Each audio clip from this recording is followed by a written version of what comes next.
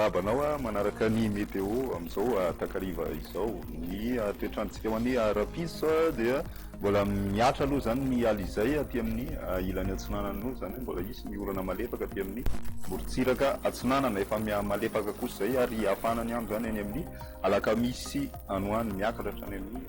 7 degré ny maripana ambony indrindra. Toy izao ny tombana ho an'ny rapiso maraina arany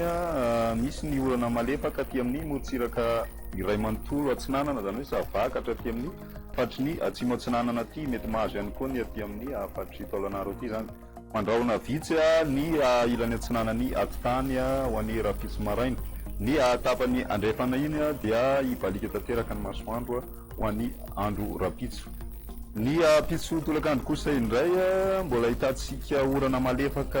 zay miatoato zany any amin'ny morontsiraka atsinanany nosy iray manontolo iny ny aty amin'ny fatry ny atsinanany atitany kosa indray dia andrahona mitsitokotoko ny ilany andrefana andrahona vitsy ary mbola hibalika ihany masoandro any amin'ny morontsiraka zany ho an'ny rapitso tolakandro.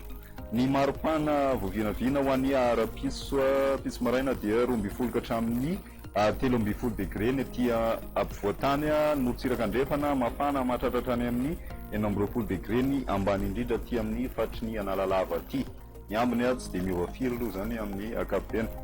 Ny maripana ambony indrindra voavinavina ho an'ny rapitso kosa indray mahatratra 9 degré aty Majunga aty zany izay efa nahatratratra any amin'ny 17 degré zay tamin'ny omaly fa miamiana tsikelikely moa zany eo amin'ny 13-14 degré eo no mety io fiafaran'izay maripana zay atao anatin'ny 3 andro. Ety ampovoatany ihany koa dia miakatra ny maripana 17 izy ho an'ny rapitso tombanana hiakatra hatrany amin'ny 17 any amin'ny farany herinandro any. Izay ny maripana ary zay koa ny eto Madagasikara fa amin'ireo tanàn-dehibe ivelany Kandiny, Raona sy Masoandro miany Johannesburg ahitantsika orana kosa i Paris, Nairobi.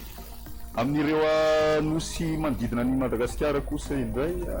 ibalika amin'ny masoandro any Mayotte, Ifandimby, Raona sy Masoandro, Maurice, Comore ary La Réunion ahitantsika orana tadrivo-drahona zay mety hoarankotroka kosa ny any Seychelles. Izay indray no mahasakazona roso tamin'ity takariva ty manasanao hatrany anaraka ny météo veloma tompoko.